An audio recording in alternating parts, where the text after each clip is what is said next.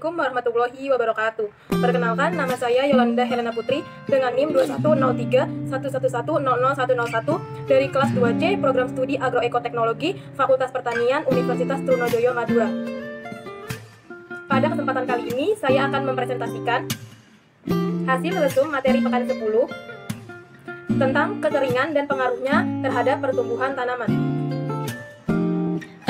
Kekeringan didefinisikan secara umum oleh UN-ISDR tahun 2009 sebagai kekurangan curah hujan dalam suatu periode waktu. Biasanya berupa sebuah musim atau lebih yang menyebabkan kekurangan air untuk berbagai kegiatan, kelompok, atau sektor lingkungan. Penyebab kekeringan. Ada beberapa faktor yang mempengaruhi kekeringan, antara lain 1.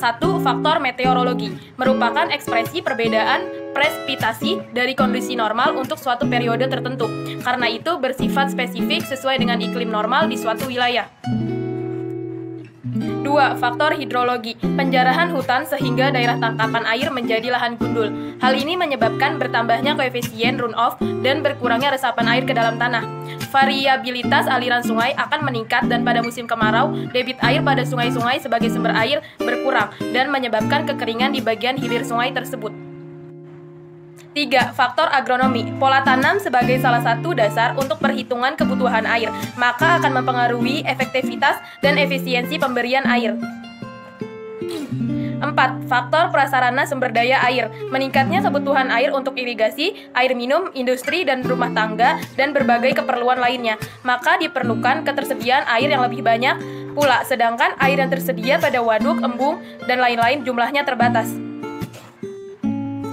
Yang kelima, faktor penegakan hukum, kurangnya kesadaran masyarakat atau aparat dan belum terlaksananya penegakan hukum secara tegas menjadi salah satu faktor yang mengakibatkan konflik kekeringan, yaitu pencurian air, perusakan sarana dan prasarana sumber daya air.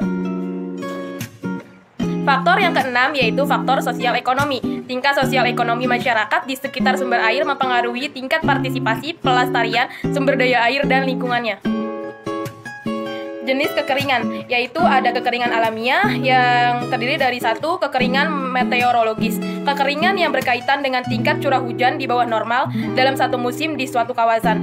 Yang kedua, ada kekeringan hidrologis, kekeringan yang berkaitan dengan kekurangan pasokan air permukaan dan air tanah. Kekeringan ini diukur berdasarkan elevasi muka air sungai, waduk, danau, dan elevasi muka air tanah. Yang ketiga, ada kekeringan agronomis, kekeringan yang berhubungan dengan berkurangnya lengas tanah atau kandungan air dalam tanah, sehingga mampu memenuhi kebutuhan tanaman pada periode waktu tertentu. Yang keempat, ada kekeringan sosial ekonomi, kekeringan yang berkaitan dengan kondisi di mana pasokan komoditi ekonomi kurang dari kebutuhan normal, akibat terjadinya kekeringan meteorologi, hidrologi, dan agronomi.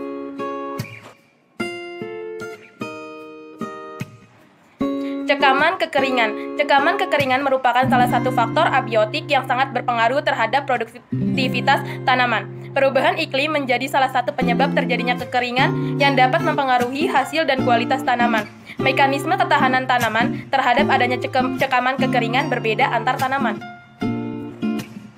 Fisiologi, biokimia, dan molekuler. Yang pertama, respon fisiologi. Kekeringan dapat menurunkan fotosintesis disebabkan oleh penutupan stomata dan pengaruh metabolis. Penutupan stomata akan menurunkan konsentrasi CO2 seluler, sedangkan dehidrasi pada sel mesofil daun dapat menyebabkan kerusakan organ-organ fotosintesis.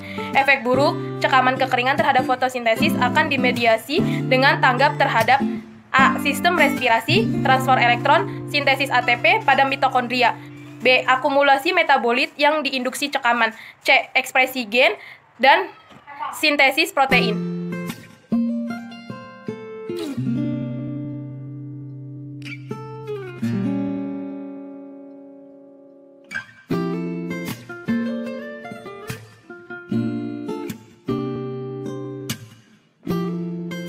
Sekian yang dapat saya sampaikan, kurang lebihnya mohon maaf. Terima kasih. Wassalamualaikum warahmatullahi wabarakatuh.